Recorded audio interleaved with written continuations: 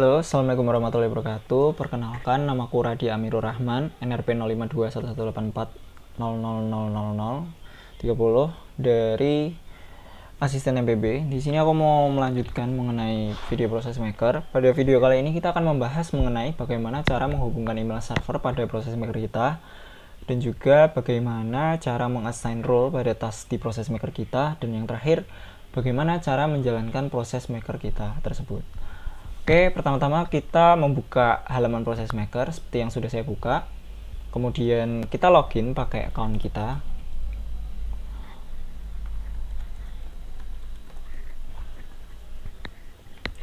Kalau sudah masuk, nanti kalian pilih di bagian admin.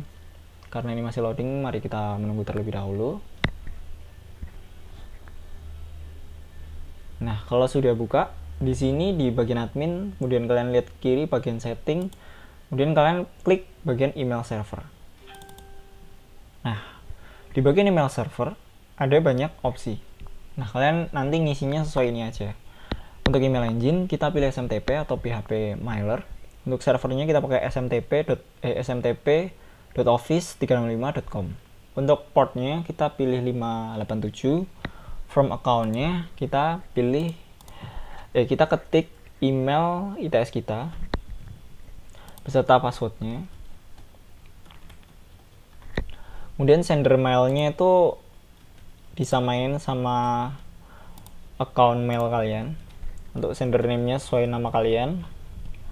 Use secure connection-nya kalian pilih TLS. Untuk send test mailnya kalian pakai email pribadi kalian. Kemudian sebelumnya kalian tes dulu.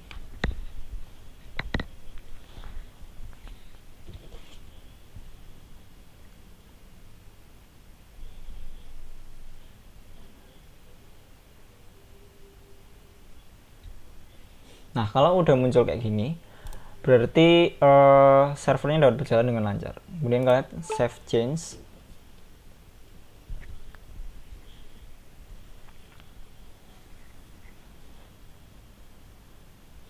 Ini masih nunggu dulu.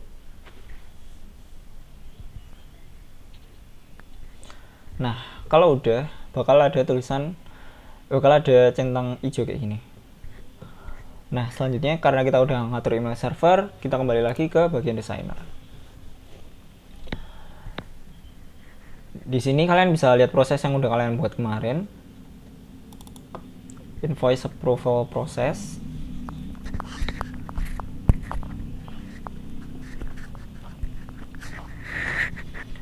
Oke, kalian bisa lihat di sini ada receive invoice, approve invoice, dan pay invoice, dan juga ada gateway execute payment. Pertama-tama kita mengassign roles pada bagian receive invoice terlebih dahulu. Nah, di assignment roles receive invoice ini kita ada 6 tipe case assignment method. Yang pertama itu cyclical assignment, itu artinya ketika assignment method ini di-assign di task ini, maka yang mengurus task ini akan berganti-gantian. Misal orang yang pertama mengurus case itu adalah si A, kemudian kalau ada datang lagi case selanjutnya itu nanti yang mengurus ganti si B, kemudian kalau ada datang case selanjutnya lagi itu yang mengurus si A lagi, jadi berganti-gantian kayak gitu.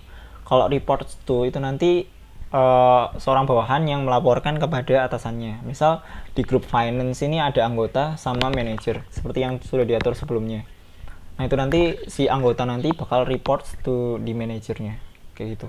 Kalau manual assignment, dia itu kalau di-assign di task tertentu, efeknya bakalan pada task selanjutnya dia bebas menentukan siapa yang mengurus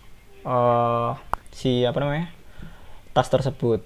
Misal pada receive invoice ini yang ngurus Radia, kemudian manual assignment. Kemudian pada approve invoice itu ada grup finance, itu ada banyak orang, ada Hamzah, John Smith, dan lain sebagainya lah. Nanti si Radia ini bebas menentukan siapa yang mengurus pada bagian approve invoice, itu manual assignment. Terus kalau misalkan self service, dia itu unassigned, jadi tasknya itu bisa diklaim oleh siapapun kayak gitu. Kalau value based assignment, kita sebelumnya sudah mengatur value tertentu, kemudian nanti kita bisa akses lagi kayak gitu. Untuk self-service value based assignment itu percampuran antara self-service dan value based assignment. Misal kalau self service tadi kan unassigned, jadi kita bisa mengeklaim kalau value based assignment value sudah kita tentukan sebelumnya.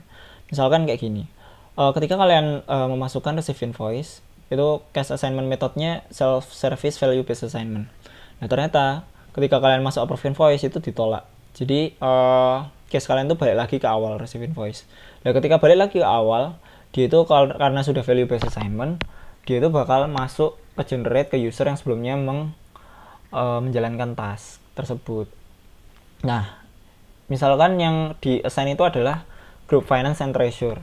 Nah, nanti karena self service siapapun berhak mengeklaim task tersebut kayak gitu. Oke, untuk bagian receive invoice kali ini kita pakai value based assignment.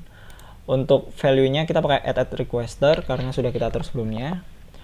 Untuk user yang kita assign di sini aku pakai admin. Kemudian kalau udah tinggal di save. Kemudian kita mengatur pada bagian steps. Pada bagian step ini kita mengatur trigger. Pada trigger-trigger yang ada di sini yang kita pakai adalah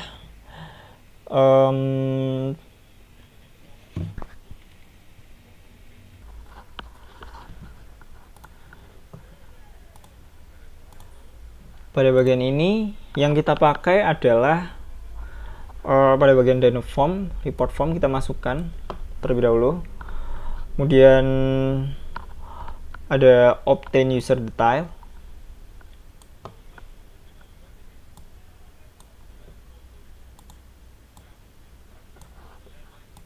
Di bagian before. Habis itu pada bagian routing kita ada submit invoice item. Nah kalau udah kita bisa keluar aja. Habis itu kita lanjut ke approve invoice, assignment rule. Di sini kita pilih reports to tanpa mengassign ke siapapun. Kemudian pada bagian ini kita buka step lagi. Kita ngatur masukin copy of invoice sama approve report form. Udah kita bisa keluar. Habis itu kita ngatur pay invoice. Pada pay invoice assignment rule-nya adalah cyclical assignment. Kemudian role yang kita pakai adalah finance and treasury.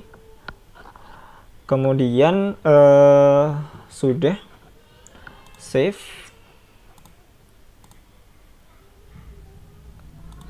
Kemudian masuk steps. Pada bagian ini yang kita gunakan adalah proof of payment. Mana proof of payment? Ini proof of payment. Udah, kita bisa back. Bagian ini execute payment pada bagian gateway kita atur dulu. Kita klik add-nya, habis itu kita cari invoice approves. Yang true-nya dihilangin. Nanti sama dengan 1. Di yang bagian receive invoice kita atur sebagai 0.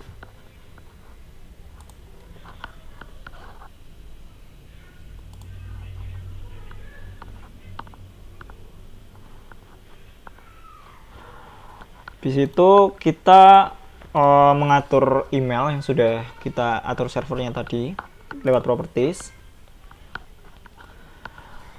Di sini kita pilih notification after routing notify the assigned user. Nah, untuk email account-nya default email account. Kita untuk email from formatnya email account setting. Subjeknya invoice approve.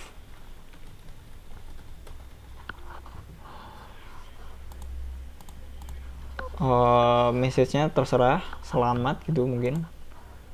Habis itu notify the assigned user to this task. Ini kita atur email account setting, tapi invoice rejected.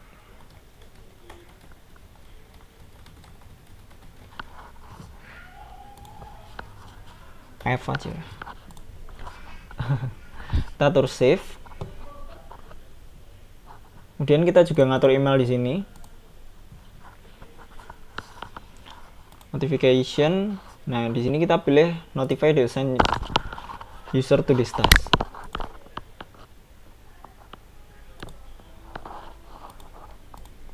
Sama, habis itu subjeknya pay invoice. Selamat. Nah, udah sampai di sini aja buat pengaturannya. Nanti di video selanjutnya kita akan membahas bagaimana cara menjalankan sebuah case.